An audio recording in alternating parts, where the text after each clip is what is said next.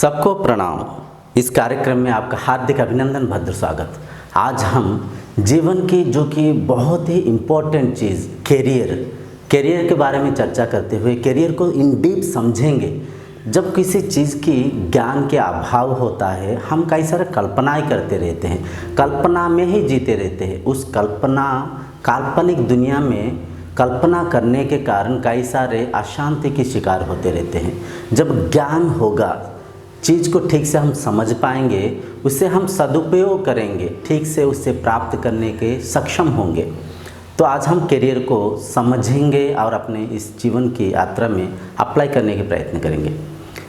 Career बच्चा को हम छोटे बचपन से ही उनके मन में कई सारा चीज़ें भर देते हैं कि कैरियर मतलब आपको कोई एम होना चाहिए, आपको कोई गोल होना चाहिए। आप पढ़ाई कर रहे हैं, आप अभी से कोई लक्ष्य को आपके सामने रखते हुए उस लक्ष्य साधना में हम उसे प्राप्त करने की प्रयास करना चाहिए। किसी बच्चे को हम समझाते कि आप बड़ा होकर एक बड़ा सा डॉक्टर बनेंगे, आप बड़ा होकर साइंटिस्ट बनेंगे, आप कोई इंजीनियर बनेंगे, आप कोई पुलिस अफसर बनेंगे, आप नेता बनेंगे। मतलब कई सारी चीज़ें बच्चे के मन में हम बचपन से ही भर देते हैं और उसकी चाहत रखते हुए उसके लिए हर कार्य को करने के लिए हम प्रेरित करते हैं। तो यहाँ पे यहाँ पे डीप बात हम समझना चाहिए। मतलब बच्चों को हम क्यों बोलते हैं, हम बच्चे को ऐसे कैरियर को दिखाने के मुख्य उद्देश्य है, एम को, गोल को दर्शाने का मुख्य उद्देश्य है। हम कोई भी काम करते हैं तो उस काम के प्रतिफल को अगर हम याद करेंगे, उस प्रतिफल को मद्देनज़र रखते हुए प्रतिफल के आशा में अगर हम काम करेंगे, मन उस काम के अंदर लगेगा, मन उस काम के अंदर सिंक्रोनाइज होगा, फोकस होगा, उस काम को करने की उत्सुक होगा। तो जो एम गोल हम बचपन में दिखाते हैं, ये उस काम को ठीक से करने के लिए, प्रोत्साहित करने के लिए हम एम के बारे में, गोल के बारे में समझाते हैं। यहाँ पे कैरियर माता पिता कुछ चाहते हैं, बच्चा कुछ चाहते हैं। तो माता पिताओं को बच्चे के ख्याल रखना चाहिए, बच्चे के इंटरेस्ट को देखना चाहिए, बच्चे की आसक्ति कहाँ पे है उसे ध्यान देते हुए बच्चे को हम मोटिवेट करना चाहिए। और बच्चों को भी माँ बाप की जो बात है उसे थोड़ा सा सोचना चाहिए, समझना चाहिए, परखना चाहिए।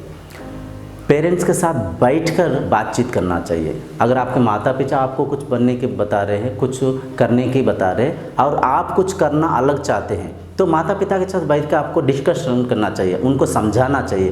क्योंकि जो आप समझे हैं वो माता पिता नहीं समझे, वो कुछ समझ रखे हैं, वो कुछ मान रखे हैं और आप कुछ मान रखे हैं।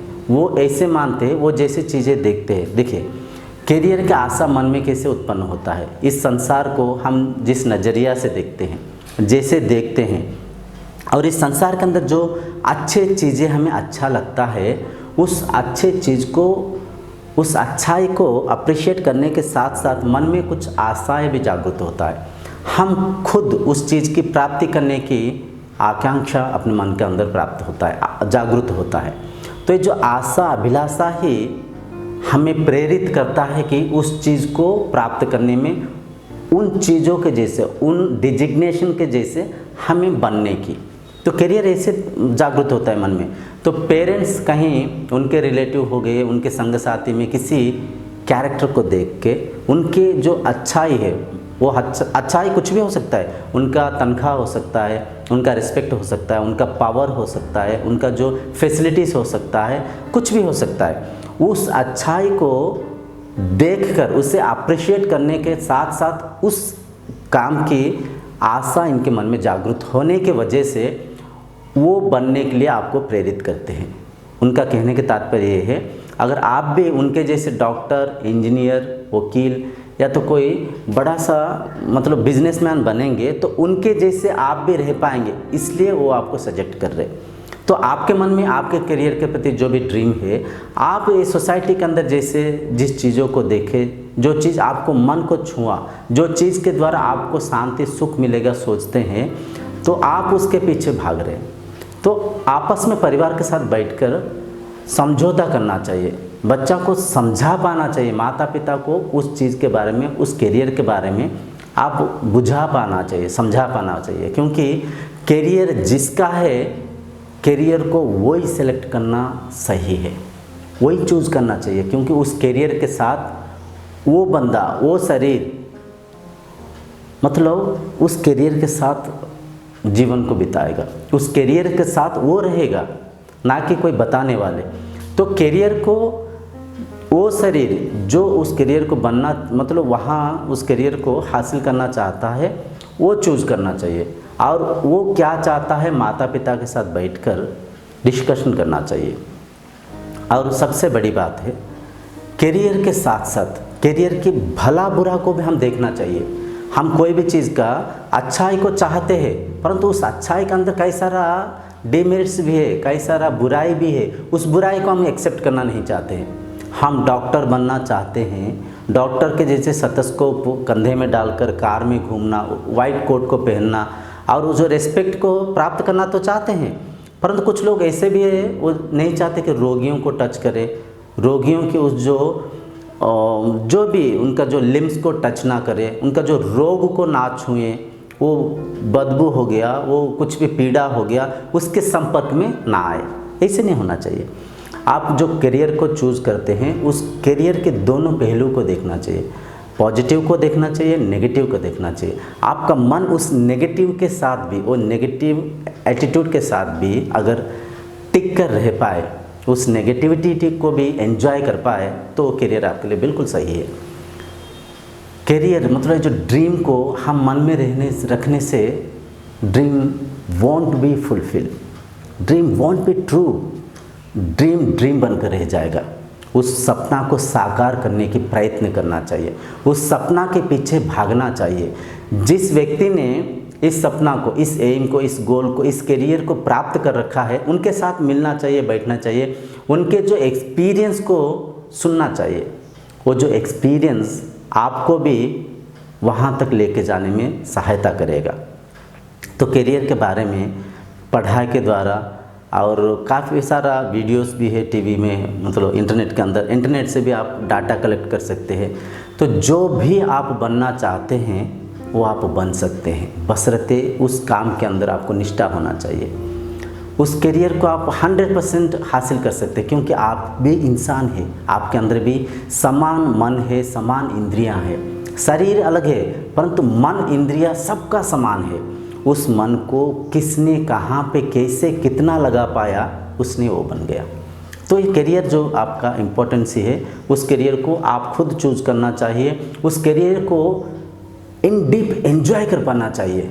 उस करियर के साथ आप लाइफ लॉन्ग रह पाना चाहिए। वो सही करियर है, वो एक्चुअली करियर है। तो करियर के साथ साथ हम लाइफ को भी हर मोमेंट में एंजॉय करना चाहिए।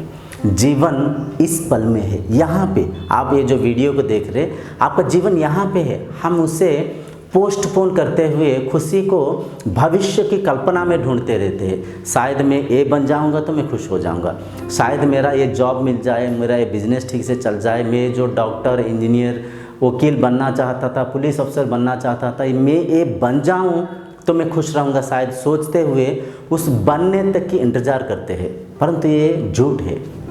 जीवन हर पल है, जीवन के हर पहलू को एंजॉय करिए, हर पहलू को, हर घड़ी को आप एंजॉय करना चाहिए। आपकी इस खुशी को पोस्टमार्टम करते हुए फ्यूचर में ढूंढना नहीं चाहिए। खुशी यहाँ पे इस पल में है। जो भी पढ़ाई आप करते हैं, उस पढ़ाई के द्वारा करियर को तो आप ढूंढ ही रहे हैं, साथ ही साथ कुछ सीखने के उद्देश्य से पढ़िए, कुछ बनने के लिए नहीं। जब आप कुछ सीखने के उद्देश्य से पढ़ाई को पढ़ेंगे, उस शिक्षा के द्वारा, उस नॉलेज के द्वारा आप जो बनना चाहते हैं उससे भी कई गुना अधिक बन सकते हैं, ये दावा है। तो कुछ बनने के लिए मत पढ़िए, कुछ सीखने के लिए पढ़िए। तब क्या होगा, मन आपका पढ़ाई के अंदर फोकस होगा, आपका इंटरेस्ट, आसक्ति बढ़ेगा। 2.5 घंटे का पिक्चर देखते हैं, बड़ा इंटरेस्ट के साथ देखते हैं, कब समय बीत गया पता नहीं चलता है। कारण इंटरेस्ट है, कारण अपना आसक्ति है। सेम उसी इंटरेस्ट को आप पढ़ाई के अंदर सीखने की जो जिज्ञासा से अगर लगाएंगे तो आपका पढ़ाई में आपका मन लगेगा। हर चीज़ को आप सीखेंगे, समेटेंगे नहीं कुछ बनने के लिए, आप सीखेंगे। जब सीखेंगे, अनजाने भी में ही आपका जो स्ट्रेंथ, आपका स्टेमिना, आपका करेज बढ़ते जाएगा। धीरे धीरे नित्य प्रतिदिन की आपका कार्य आपको आपके मुकाम तक लेके पहुंचाएगा, आपका करियर को हासिल करने में सहायता होगा। तो ये सच है। तो करियर को सीरियसली लेने के साथ साथ जीवन के हर पहलू को एंजॉय करिए। करियर के लिए अपना हेल्थ को मत बिगाड़िए। देखिए, करियर से भी इम्पोर्टेंट हेल्थ है, हेल्थ से भी इम्पोर्टेंट लाइफ है। Life is a gift of god, life is to live. Career को मद्देनज़र रखते हुए अपने आरोग्य को मत बिगाड़िए। कितना समय पढ़ना चाहिए, कितना समय सोना चाहिए, कितना समय खेलना चाहिए, हर चीज़ को प्राधान्यता दीजिए, तभी आपका लाइफ बैलेंस रहेगा। Balanced life, balanced mind is the actually peaceful life, peaceful mind. इस कार्यक्रम को यहीं पे रखते हुए अगले कार्यक्रम तक आपसे विदाई मांगता हूँ। तब तक के लिए प्रणाम।